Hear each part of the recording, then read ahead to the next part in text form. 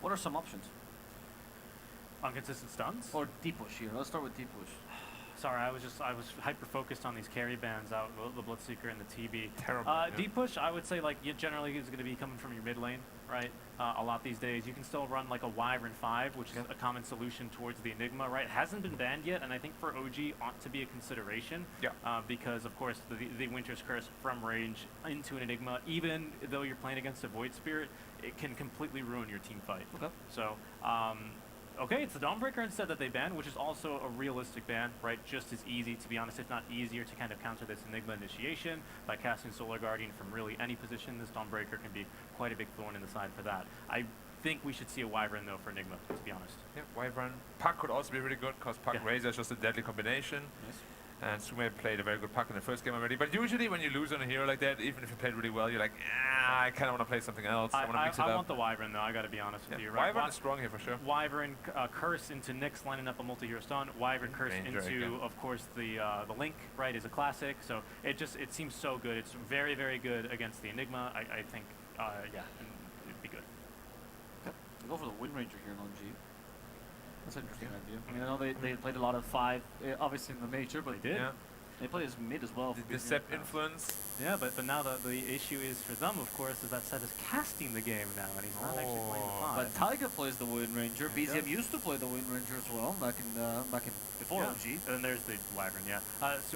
Wyvern Punch. Interesting choice. Okay, so they're like, I want to play something odd, some weird carries, you know. There you go. I mean, okay, you've been a little bit critical of when Kuro decides to be a little bit more experimental, creative. Yeah. Where's your feelings on Pudge? I mean, I'm like, when I play Pudge, personally, I have like 80% win rate. I think the hero is really, really strong. I don't quite know where they're going to put him yet. It could be an offlane Pudge still. Could be carry Pudge. But if you do that carry Pudge, you really need a win condition in the mid lane. Like, you feel so pressured if you don't have that. Like, I want to see like a TA, something with physical damage from the mid lane. They're like, oh yeah, I hear you. Puck. There you go. If they do that, of course they can still win, right? Because they have the Razor and the offlane this time. Probably offlane. You know, be mid Razor. Look, the SF here. I mean, we don't see it. Simply put, like full stop, right? He might be completely ignored the DPC, but that is one of the hardest counters to mid game Void Spirit I've ever seen. That is true. Yeah, he destroys Void. He destroys Void Spirit. He does. Sumail, pretty good Void SF player. Also good Void Spirit. Also good Void Spirit player, but you know, quite known for SF. Yeah. I mean, I'm just putting it out there. That's a right clicker. You can scale nicely. The shard is tons of right click damage, and so he scales beautifully with it. You get a fear as well. The fear, and I mean, so even if it could be mid punch too, though. But mid punch actually also destroys Void Spirit. That's a good call. That would be. But I don't know how. I know Suma is a really good player. I just have never ever in my life or in pub games seen him play punch, so I don't know how comfortable he actually is on that.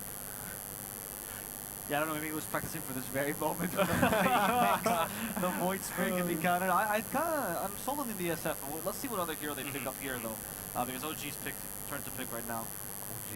This should be the pick that finds their positions a little bit more. Where's the Wind Ranger? Where's the Nigma going? They need a lot of damage. Like right now, these 3 heroes don't really have a lot of damage against the Razor and the Pudge, so they need something.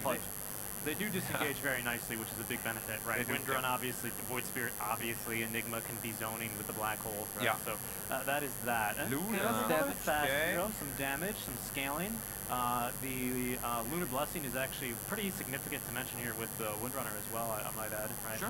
Yeah, it's not bad. That's nice. Also, by clicking their carry here, does not define where the other heroes are being flexed into, because since we consider Void Spirit also potential offlaner for them, very true. that is an OG pick. Genuinely, they could go anywhere. Yeah.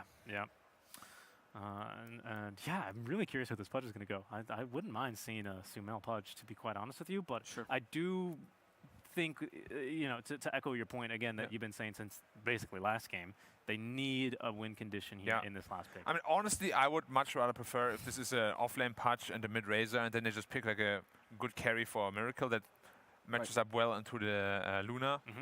I mean, honestly, I could see an Alchemist here. Like, it lanes against the Enigma really well. They don't really have the greatest pressure tools yet at all. And with Pudge Razor, you have great ways to actually save him in teamfights as well. Might be a bit greedy early on, though. Yeah. Yeah, that's my concern. But with the Wyvern to buy you a little bit of space, Wyvern Nyx, not the worst combo in the world, especially when you compare a Pudge with that early on to play with. Maybe toss a Razor in for a couple of kills. I could see that one working. I like your point because here you ban for the Pudge, obviously, right? Starler's like very clear ban for Pudge. But it's also a good ban for the Alchemist. I mean, you're going and saying, we 9,000 IQ it. We pretend like it's Pudge carry. Pick another one of these heroes. Yeah. I mean, there's a couple others that function similarly. Lifestealer has similar like counters, right, as well. You're thinking along those lines. Not that this is a good Lifestealer game, but, you know. Yeah, just putting it out there. You bait it out, yeah, exactly. There's the puck ban just in case, making sure they don't get the quintessential mid laner of the patch. Yeah. I do think there is going to be an MC Pudge because I've seen him play it quite a lot in pubs as well. Interesting. So that probably makes the most sense too, because Razor also destroys Void Spirit in the mid lane, right? It's like pretty one-sided. Yeah, I mean, carries, there's quite a lot of carries they could pick. So I'm not quite sure what they would want to go with. I personally, as I said, like the Alchemist against the Enigma. It's just a pretty free matchup. Yeah.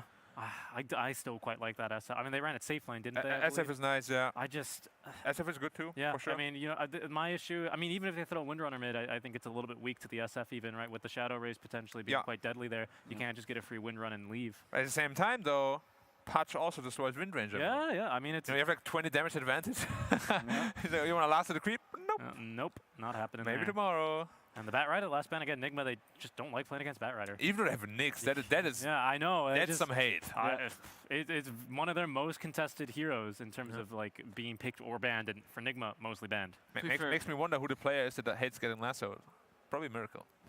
If you're OG, by the way, I don't think you consider Windranger core anymore once the Pudge gets picked, right? Because that fleshy nullifies the whole point of Windranger core. Yeah. So probably gonna Taiga Windranger is what I'm seeing here. Which is also really good with the Lunar Blessing still, right? Your ult is still gonna hurt quite a bit. Just not the Pudge, right? Use it against one of the supports as much as or even on the Razor, maybe. Yeah, exactly. Yeah, that works. Nature's Prophet. Okay. Man, why are they always so weird? Like, just do something normal for once, you know? Yeah, I think they're going to be playing tempo again, dare I say, right? Is it a carry Prophet then? Or I mean, MC's Prophet is like probably one of his best, the best hero. That's a really good point. But then, like, Pudge into Enigma isn't like the greatest because the islands are super annoying. I mean, I guess we'll see what they do. But again, like, I would have loved it if it just stayed a little bit more cookie cutter. Like, you can experiment, but you don't need to go like super ham. You know, like, Pudge already is okay. We got our fair share of experimentation. Now let's pick something normal. But nah, they go back for the Invoker. Okay, so it's the offlane Void Spirit. Offlane Void Spirit, the two supports being Enigma and Windranger. Interesting. Now, that also means, though, if they put the Pudge in the safe lane now, that Void Spirit is getting nothing. True. Very good point. So what would you put, like Pudge carry, and then would you run the NP mid or the Razor mid? No, I think Razor into Invoker is a pretty simple matchup for Razor too, right? Right. Like, you don't really care too much. You get like 20 damage linked, and you have a massive advantage there. But honestly, it could be either or. Pudge is also pretty good against Invoker. But Prophet is not good against offlane Void Spirit. That's the problem. Yeah, and like once again, I find myself in. I like this Nigma draft, like in theory, right? I think the things that they're proposing, the ideas, while they're not like completely novel or unseen or unheard of, they are unique solutions to the OG play style, right? The issue is, again, it's a lineup that is not necessarily going to scale super well. Right. While once again, OG have like 3, 4 cores maybe with that Enigma Windrunner. Like, they scale very nicely into the late game here. That's true. Well, we're gonna have to see what game number 2 brings us. Honestly, I'm curious as to who plays what. that's my real question. But we're gonna find out with a different pair of people. It's gonna be B-Cup and Seb. Thank you very much, Avo. Yeah, we're back with game number 2. It is a lead for OG, 1-0. Can they do it again? Can they take the 2-0? It's a very important spot for them, considering the fact that this is a fight for the top of the group, and OG after that first game looked really good. I feel like I have to, do Twitch chat some justice and ask you, who do you think is going to win? I mean, I like both drafts a lot. I think OG has a really well-rounded draft, a lot of damage, a lot of scaling. I think very solid and stable. And Nigma, it's crazy. As the panel mentioned, it's super exciting. Who plays what? I mean, now you and I have a better info on that, and everybody's about to see it too.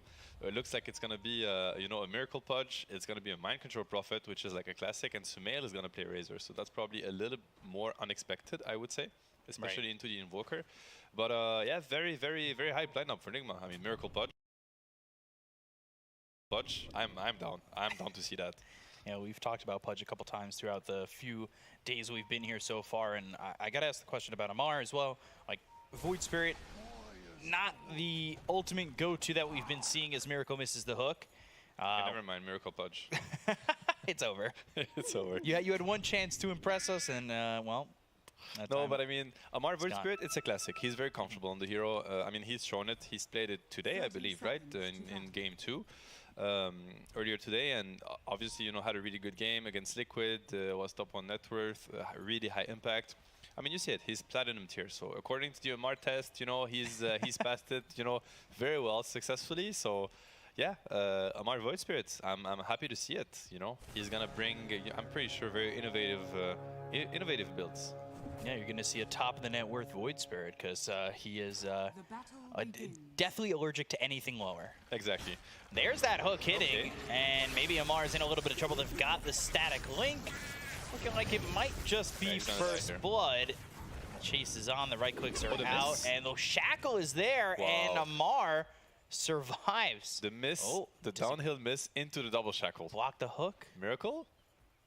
That was really well done there, too. Yeah.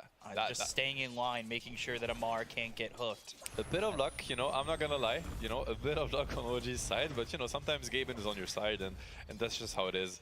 So it's not going to hurt the top lane a lot, though, because Amar has to go back to base. I'm sure you know Misha, sorry, had to go for the shackle shot level 1, which is not fun at all. So, yeah, we'll see. We're going to see a little bit of a switch. We're going to have the Nigma lane bottom with the Luna to try to slow down maybe a little bit of the Prophet aggression. Right.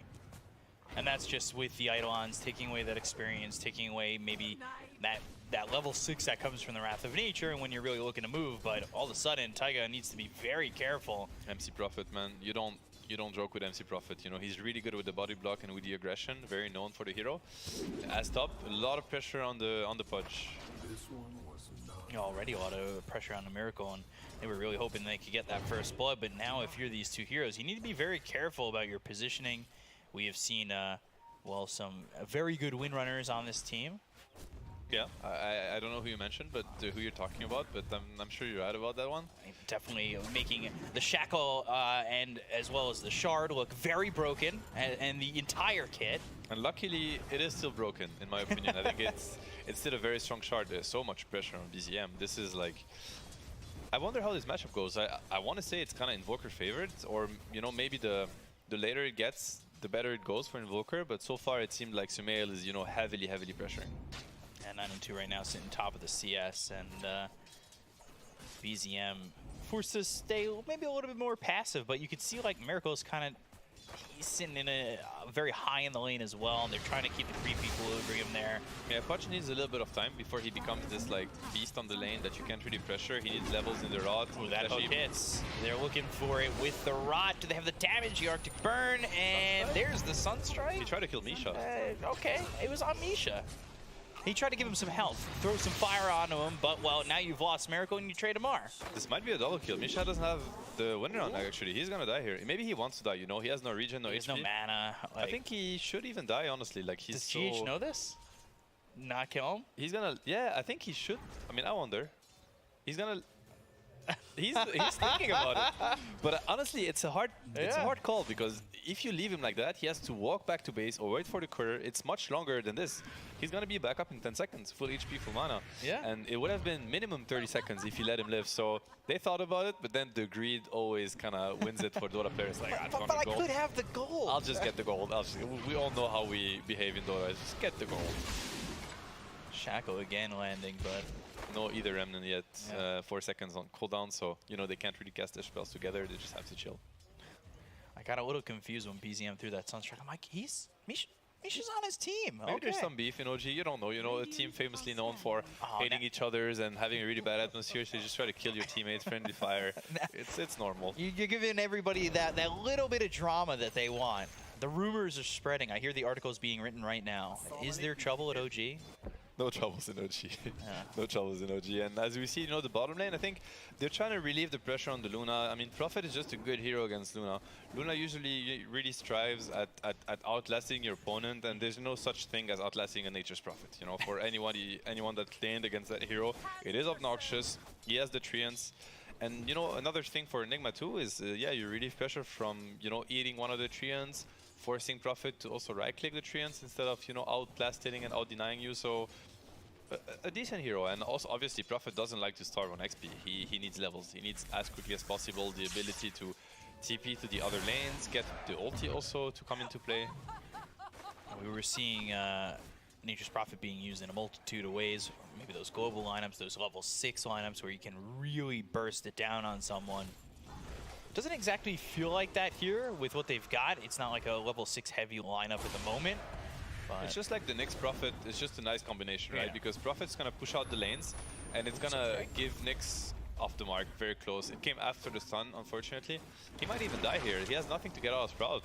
yeah, he's very far forward, and I believe Kroki should be setting up if he needs an impale, but Mind Control's got the damage anyway, so going a little bit too far forward, maybe expecting the Sunstrike to be on the mark, but it was a little bit off and ends up paying for it with his life.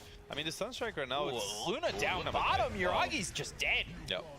Kroki landed the impale, and you're not safe in your own trees there, And apparently. Kuro a bit upset at the earlier tip from BZM, so you know Invoker gets tipped for the kill bottom, which is, you know, like we see like some mental warfare. This is crazy from Taiga. Like, this is very risky. They could look to dive him. Never mind, never mind. He knows his limits. Well done, kind of baiting them in and gets the full XP, you know, an early TP. Definitely looked like Nigma wanted to punish that. This is a big lead for just 5 minutes in. Like, it's not massive, but it's like 2K. Like, it feels like it's on the cusp of kind of really getting out of control. I mean, it's a lot on the back of Sumail kind of crushing the mid lane, let's be honest. I mean, he's absolutely destroying this Invoker right now. This Invoker is suffering a lot, and he's been having to also use Sunstrike on side lanes without getting the kills. That hurts. It's a lot of mana, and it obviously prevents you from using other spells, invoke other spells. He might die here. Sumail's level 6. Could shut him down even Nice more. They'll TP. go for the TP, and it will be in time. Nice TP. He was 100% dead, so that's a good TP. He needs the Sunstrike kills right now. You know, he's probably looking at the top. Shackle connects. Do they have the damage to get Miracle, though? He had no Sunstrike ready. He couldn't invoke it. Actually, he did. 15 seconds cooldown, so a little bit unfortunate. A little bit of miscommunication on OG's side. I mean, they have stuns on both side lanes. I feel like they could, you know, put the Sunstrike to better use and help BZM have a better game. But right now, you know, it's a little bit uncoordinated, the Sunstrike usage, which makes Invoker game real, which is really bad, you know? I mean, he can't really catch up. Now, Sunstrike is ready now. again, If he power lands the shot. Q, Oh, Amar, right. show us the skill. Let's see. Okay. Oh, okay. Cold Embrace, making sure that he doesn't walk into the Sunstrike. Very value. Nice Eighth one Remnant from hits on the Gage. Winter Wyvern, too, so that keeps Miracle alive. The damage on Amisha is pretty heavy, and they were looking for a hook, but won't land it. Nobody saw that miracle, no worries. But that really nice from GH, you know, Yeah. tanking the Ether Remnant, you know, very nice awareness. And once again, another Sunstrike that's missed. You know, Invoker's game is getting worse and worse. I mean, Sumail has 53 last hits, while Invoker doesn't even have half of it. He's getting absolutely dumpstered. I mean, there's no other way to put it. He's almost doubling his net worth. Yep. Like, that is crazy in the middle lane. And it's without ganks, right? It's pure one-on-one. It's 0-0-0 for both of them. Yeah, Miracle trying to fight. I don't know if he really wants to go into the face of Amar with just 100 health left. That is very aggressive. Obviously, he's got some help from that Cold Embrace that hook. is He's- only level 1. He's thinking about the hook. Look at it. Oh. Now Blind hook. he's got a 360 no scope right into the trees if he can. Give us the attacker vibe, you know? Like the blind skill shots. Come on, Miracle. We all know your game sense is good enough for that. Amar's kind of playing with fire. He's stressing me out here. Gosh, if he throws the hook and he hits it, I just, my mind would explode. All right, he forces him to get the DD. He could die. I mean, all right, maybe round 3 for the Sunstrike guys. It's not happening. Third time's the charm, I heard. He's kind of tanky now. You know, he has the hood. He's almost level 6. It's getting harder and harder. Luckily, Sunstrike is pure damage. I think they do have the damage to take him down, but it's gonna be pretty close. They also don't really know yet that Wyvern is not there anymore. So much pressure on the mid tower. It's looking to be dead here. I mean, Prophet is level 6. You know, Sumail is really strong. It's kind of hard to stop the tower from falling. Invoker really hates his life right now. Losing your mid tower so early in the game, it's really, really scary. Do you really even recover well as an Invoker in this situation? It kind of depends. If you get space, you can, but you know, Nigma is probably going to look to punish now that the map opens up for them. Taiga taking some damage here from Kroki, the Wrath of Nature. Plasma Field looking to maybe landed on the edge, but still Kuroki's there with the mana burn. He should be fine. He's got Tiger Low, but there's an impale in a second. Side steps. Oh, Easy, good side easy. step. Nice one, nice one. Never Side in points. doubt. Yep, nice one. I mean, I'm a bit worried about this Invoker, I'm not gonna lie. I mean, right now he's so exposed to getting ganked also. You know, Sumail can take much more aggressive position, or whoever really decides to play the mid wave. It's gonna be scary. The supports of OG, they have to start looking at this Invoker. You know, you already see the pressure on him.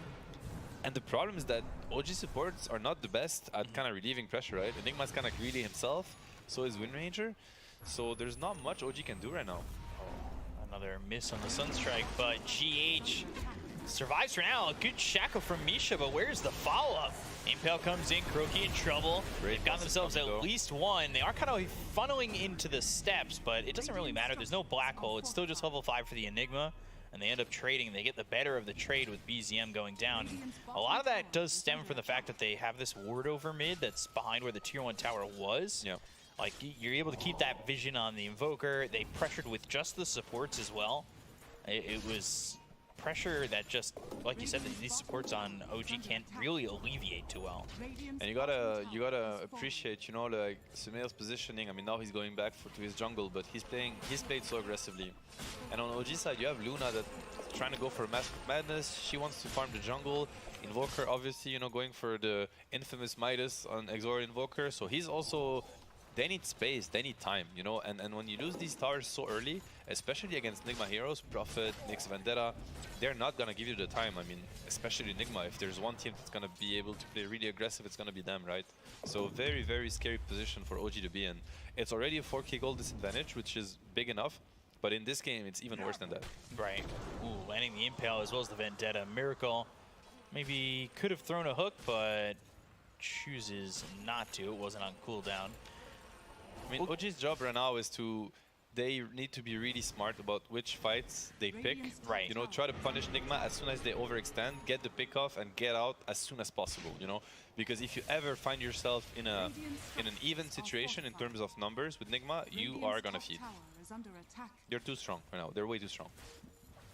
They've got a lot of power going their way, especially with just how much more net worth there is on that Razor. Amar, he might be in too far. Same with Misha. They've got this Nature's Prophet coming over. They'll land the Sprout onto Misha, wrapping it around. Miracle taking some damage. He's hit by the 8th Remnant, but here comes Sumail. Like, he's not scared to run in. Not a lot of mana left, but he still has that ult rolling. Got to be careful about this black hole, but, well, without BZM, without this Windrunner, I think Nigma are just ready to go anyway. Yeah, and that's, you know, that's what I was trying to describe before. It's like, it's good to go for the Nyx if you can surprise him with a stun, get a quick kill and get out, but right away Nigma's gonna react. They're gonna react quickly, and you need to disengage as soon as possible, because if they bring the numbers, you have to respect it, and you have to give them the ground. Hook lands, dismembers there, the follow-up Impale. They have the damage to get the kill. Misha gone again. He just came back, and Miracle, he's only got one stack in the flesh heap, but he's starting to feel a bit of a groove.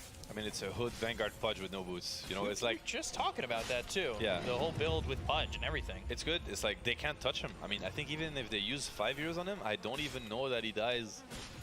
Period. You know, and even if he does, it's going to give so much time for his team to back him up and to, you know, get the counter kills. This Pudge right now, wherever he wants to go on the map, he is allowed to, basically. He can just run in like he's playing versus nobody, basically. And that's going to be the case for a while. And it's mainly related to the build. I mean, he's just too tanky. And the more and more he gets that flesh heap, we were talking about how much damage it blocks. We were having that conversation with the Vanguard and that interaction. They're trying to Sunstrike, go on Sunstrike, and there's a good kill. Okay, proven wrong. I mean, he was sitting on 500 HP. That might be a second kill. No Vendetta, Carapace is up. Ooh. Just trying. Kuroki, you could see he's trying to find a way out, but well, he's circled in, or really triangled in. It was 3 heroes, and they end up getting a couple kills across the map. These are really important kills. You know, you need these kills on OG side because you have the damage to kind of get them, but it's all about, once again, you know, reading the situation and knowing that these heroes are... Because right now Nigma's trying to play on 3 lanes, which is the right way. They're trying to pressure the map as much as they can, but that means that they're gonna open up, you know, some kills to be had. So it's for OG to understand that, okay, this guy is alone and it's going to take them too much time to back him up. We go for the quick kill and we back off. And luckily, they have the damage to do so. You know, Invoker, Luna Aura, they have a lot of nuke damage, right? Void Spirit, Wind Ranger, Power Shot, so maybe the Buck is the hard one. As for the other heroes, like so far they die. It's not gonna always be the case because Nigma, they have so much of the map, so they're out farming OG by a lot right now still. So, but you know, they don't have the BKB on Prophet yet, they don't have the BKB on Razor yet, so these heroes are now still like susceptible to dying. Yeah, and well, BKB is the thought for Sumail. If you look over at Mind Control, like it's Maelstrom, Shard. I think he had Mjolnir queued up, but now he's going against that. Maybe he's listening, but he's going for the BKB. There's the hook, Dismember through onto Amar, and that's another one there for Miracle. Yeah, level 4 Flash Heap now, Phase Boots up to getting trickier and trickier. I mean, you know, Mind Control, he might be thinking about the Shard because right now what Nigma really lacks is the objective taking potential. They have heroes that are really strong, probably unkillable, really hard to fight into, but they can't really take objectives. Pudge and Razor are really bad cores at doing so, but then you get the Shard on Prophet and now everything changes. Now you kind of have to fight them because your towers are dying. Is this 7k lead deceiving in any way? Like, are OG still in the fray? As well, Sumail popped that old arrow here, he runs down BZM. Maybe it's really not that telling. Maybe it feels like more because they ripped apart BZM as well as Misha.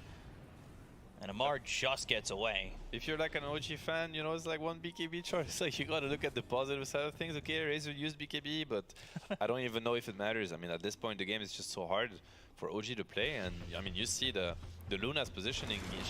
She's trying to sneak in on the enemy side, which I mean is smart. It's the way to go about it. Nigma is so aggressive that they have no business going back to their side of the map. They don't want that. They want OG to suffocate. You know, they want to choke them basically. They don't want to give them any camps for free, and they're gonna keep the pressure up. And it's one of the best teams in the world at doing so.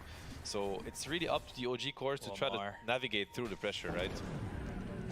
Got greedy with the Vendetta as well as the Impale. It's a nice try. It's usually just one or the other, and then they try to go for the hook, but it ends up hitting on the Nyx Assassin. They've got the Aether Remnant, they drop down the Eclipse, they go to the Spike Carapace.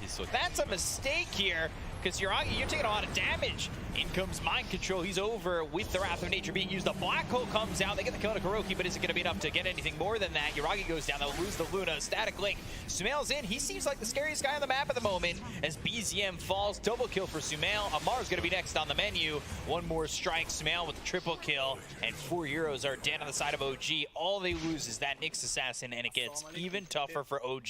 That's the power of Pudge, right? And that's all down to his build, like the Hood and the Vanguard. It got so close, and I mean, I don't blame OG for trying to go for it.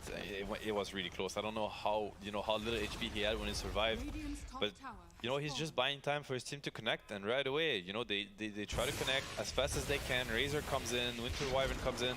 They didn't even use Curse, so they had even more tools to kind of counter-initiate them. I don't blame OG for going for these plays. They have to try that. They have to get out the chokehold somehow, or they're just gonna lose the game, right? Yeah. But yeah, this time around did not work out. Nigma really quick at reacting and at punishing. Honestly, it's and you can see the build right now. The blink comes on Razor. They want to be able to connect to each other like as fast as possible, so that OG gets punished. Looking over at Misha, they also land the hook. They've got the Winter's Curse. This sets up multiple kills for them. Looking like it's not only going to be Amar, but it will be Misha. 2 more for the side of Nigma. 17-5. Very one-sided as OG kind of falling flat at the moment and looking to turtle their way back into a potential comeback. It's such a hard game to play right now. I mean, you see Taiga trying to adapt. He decides to go for the blink instead. You know, he's trying to go for the salvaging black hole. That was close. That was close for Yuragi. There's so much pressure on them right now. I mean, sure, BKB's coming on Luna, but really, how much is it gonna do?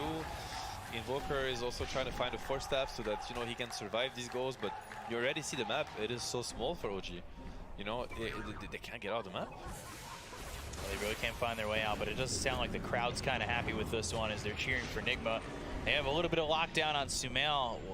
It's level 4 on the Cold Embrace, so, you know, he'll right back up. He's also got the Shard.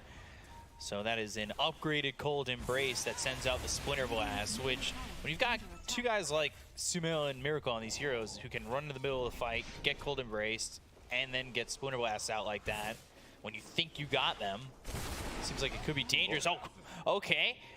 Nigma spotted for a second. TP's out. no leash talent yet on Prophet, nothing he can do, unfortunately. And I mean, Nigma, they have these really deep wards, right? They have the ward like on the mid lane that we see here. They have a ward in OG's base, so they have perfect info on how OG is trying to kind of navigate through the lanes, right? And try to dodge Nigma's aggression.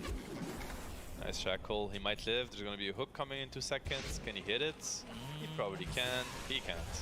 But he's going to die. Still going to die anyway. Yeah, Plasma Field comes out and Taiga blinking in. They go to the Eclipse right away with the BKB being popped here by Sumail. Okay. Maybe not the move they were looking for because that gives up Amar and the rest of the team just backed away. Interesting move from OG. Yeah, I mean, no black hole. Like, he has a blink. Now it's kind of revealed. The black hole is not ready. Of course, the BKB Luna, you know, was ready, but how much does it do? Really, they just have no damage to fight into Nigma. They're so beefy. And those timings miss. Yeah, it's, I mean, they're playing too far behind right now. They just need to tank it. EZM dying again. Sumail's got yet another kill. It feels like they're just feeding away kill after kill. They'll go into the high ground for this tier 3. Black hole's back up, but you now need to kind of wait for this BKB for the Luna, so it's really a difficult timing. It did line up for a moment. If they didn't use the BKB on the Luna, they get the kill to Kuroki. That's damage from Amar, and maybe something that can help them defend this high ground. There's a lot of treants just wailing away at the rack, so it does make it a little bit difficult. Yeah, Misha's so far from the shard. That's really something he would want right now to try to force Nigma into bad position. Obviously, you have the blink Enigma, but you know Kuro has a carapace, so that's gonna be something Taiga needs to think about. GH, you know, very, very good player, very smart about his positioning. He's gonna be waiting with the curse, obviously, to try to cancel the black hole. He's getting close to the blink, so it's gonna get even easier for him to kind of play around what Taiga wants to do in the fight. So it's tricky, you know. You need a way to kind of distract Nigma and have them forget about Enigma somehow, so that Taiga can come in clutch. And he's done it in many games. Can he do it here? I mean, we'll see. Definitely a really tough position to be in. Trying to go for mind control. He's got some help in Taiga nearby, but is it enough? Amar comes over, he's spotted, and he's in a world of hurt. They've got the Winter's Curse, Miracle looking to set up the hook, and the timing's just not right. So at the end of the day, he does get away from this one. His mind control in on Misha still. He's taking a lot of damage from these Eidolons. He needs to be a little bit careful. If he were to get locked down again, he might even just fall. So Nigma kind of let them go. Pretty good sequence for OG. You know, all things considered, like nobody dies. That's a lot of time for Luna to farm quietly. If you, of course, it's probably 2 Ancients camp, but if you think about the amount of pressure that OG is under, they're gonna be pretty happy. You know, with this like 2 minutes of kind of quiet, trying to kill the Wind Ranger and the Voice Spirit and getting out. I'm looking at Amar's quick buy, and he's actually going for Daedalus, you know, which is very unconventional, but I like the idea. It's just like, you know, you gotta kill the first guy that you stun. Right. You gotta burst him, you know. You need damage at this point, you know, try to get some trades somehow. Of course, it looks weird like that, but I think he's kind of forced into it. I like the decision here. So we'll see if he can get to it, because he is still quite a ways out. Maybe he'll get that Chrysalis. Like Amar would say, quoting him, it's very hopium, but you know, you need some hopium in these kind of games. Gosh, is that the stuff you get at the dentist? Oh, hopium? They put the mask on? Hopium, exactly. But, you know, I mean, this budge is so big, man. He is so big right now. He's got the axe too. He is living the life. Like, Miracle is enjoying his life right now. Misha may not be. He throws a shackle out, and they've got the tornado coming through with the BKB being popped by Sumail. Well, look at that. They've already got Misha. They have this Nature's Prophet just able to do the damage to get the finishing blow in, and that is without him here. He's throwing that Wrath of Nature, and just that little bit of a pop that makes him explode. Okay, Invoker is trying to get the axe. So this is maybe like a power spike that OG can look at. I think, you know, Nigma, what they would really want right now is obviously force OG into a fight. So that's going to be, you know, getting a tier 2 as they did, getting the Roche. It's not so easy for their lineup to break the high ground. I feel like their heroes are pretty bad at doing so. Eventually with farm, any lineup can break the high ground. So, you know, now they're 14 kick all the head, and it's going to keep getting worse for OG. I wonder what item is going to allow them to do so. You know, maybe an AC on somebody. They have the Prophet Shard, but I don't think it's yet enough. Right. Surprised OG. Well, surprised at the fact that I think this team is always one of those teams that might go for this snatch, but they're conceding it. Yeah, the only hero that could try to do something about it is Amar, but I mean, it is so scary, right? They have zero vision around the area. There's a Nyx lurking probably already. Like from OG's perspective, you feel like Nigma is just outside your base, you know, that they've been there the whole time, so you don't even know that they're rushing right now. Right. And I mean, this is gonna, you know, MC, he's far from level 20, but eventually he's gonna be able to kind of catch heroes by himself also when he gets that Sprout Leash talent. Quite the disgusting talent. Misha caught again. One more right click there from Kuroki to get the kill. Please, guys, Misha needs to shard. Just stop killing him. You know, 700 gold away. You know, make the game a little bit more honest. That is a lot of gold to get. Could, you know, sell the Tranquils. I mean, at some point, you might even really consider it. I think when they break their high ground, you know, it's something you have to consider. Or the game is just going to end, but... Okay, trying to force a Razor BKB. He does have Aegis. He doesn't have to. I mean, GH also holding the Cold Embrace. Yeah, easy. No problem. 3 salve on GH. You know, they're just gonna, you know, heal him back up and kind of relieve the pressure. The map is so small for OG right now. It's they literally are stuck in base, which is the worst situation to be in. It feels really bad to play these games. For sure, and I wonder if Nigma are going to try and do what OG did to them in the last game. Get them to come out of the base, make them feel safe for a second, then make the jump. Very nice. Shackle lands, there's the Eclipse. They've got the damage to get the kill here on a mind control. That's a streak going the way of Yuragi. Yep. A lot of gold into his hands, so certainly nice to get a little bit of a bump in currency here as he's looking for the Ags too. So looks like we've got some Ags gaming going on here for OG. 200 gold to shard. Please don't die. It's so sad. He wants it so badly. Okay, he's gonna live. He's not gonna live. I don't know. Plasma Field, Shackle, it connects. Okay, get him up. All right, so he does survive. The dream of the shard is still alive. I mean, you know, it's once again very Hopium, but Invoker Ags, he just has it. So, you know, the damage it's kind of starting to build up on OG, and the high ground is a bit scary. I mean, OG's lineup is fine at high grounding. Obviously, the Wind Ranger Shard is going to pull people into the Midnight Pulse, into the Invoker spells. It's a lot of damage without having to commit really for it. Eventually, you're going to get Luna Shard that's going to add up to it. But the main problem is that Nigma's pushing power. It's just not good, you know? So it takes them forever. Look at this Razor. He's tickling the tower. The only problem is just the big treants, basically. They do quite a bit of damage and are very survivable. And as you can see, spammy as well. So very annoying. Usually it is inefficient and it feels bad. Okay, there's the shard. Is it going to do anything here? They'll look for the Shackle. It's not going to land. And, well, behind them is apparently going to be Sumail. He goes in. He just survives. But the Sunstrike, oh, still not on the mark either. What a hook from Miracle. That was really important because they need this Aegis, right? Like, you see how quickly Sumail can die. So, I mean, he's actually at threat of dying without the Aegis. And they need the Aegis for him to kind of frontline with his body so that the treants can also keep pushing. And I mean, usually these sequences feel quite bad for a team that pushes so inefficiently, but since the entire OG squad is stuck in the base, BZM. They're gonna go for BZM, he's trying to survive, that hook is on the money, they don't have buyback available on the Invoker. Amar now on the run, he only has about 30% of his health left, Shackle doesn't connect again, and they've got the heal for Sumail once more. He's got a minute 30 left on that Aegis, and well, the lifespan on these racks are expired, and it looks like they're both gonna drop. Thinking about potentially moving forward with the smoke, I'm not sure. It looked like, well, Nigma caught a glimpse of it very quickly. Amar is in, he's looking, but there's the ulti coming in, the dismember's there, but not enough damage yet to kill off Amar. They're still trying to chase, and they've got Miracle going forward with the blink as well as the hook. They'll take it Amar and get the kill there, and he's also got no buyback. GH is so patient, he's just looking at Taiga, basically. He's just waiting for Black Hole, and he's gonna hold the curse until Black Hole happens. And I mean, without Invoker, there's no such thing as defending base. They just lack damage. So now that Invoker is up, they smoke up. They're going to try to go for the base defense. They need a shackled shot, something clutch, you know. Trying to go around the bend and get themselves GH, but unfortunately Misha now caught. Static Link gets there. Black Hole comes out, immediately stopped. They'll try to follow it up with the Cataclysm, but it's not going to do any damage. It doesn't land. OG on their last legs as Yuragi trying to run, and they'll just call GG. This game is over, and the series is split. Nigma, they force OG to bend to their will in this one, and I mean, this is a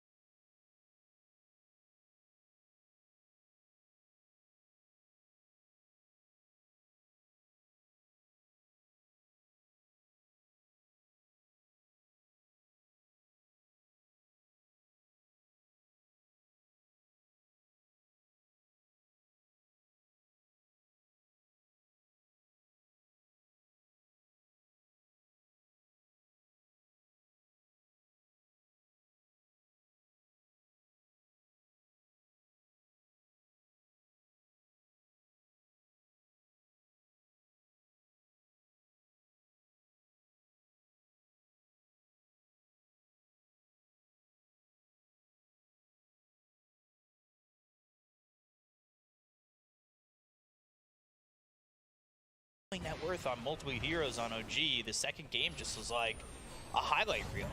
There are a lot of things looked maybe out of sync for OG, but at the end of the day, I think there were also things that they could take away from that game that looked pretty good too. Like, they didn't just fold.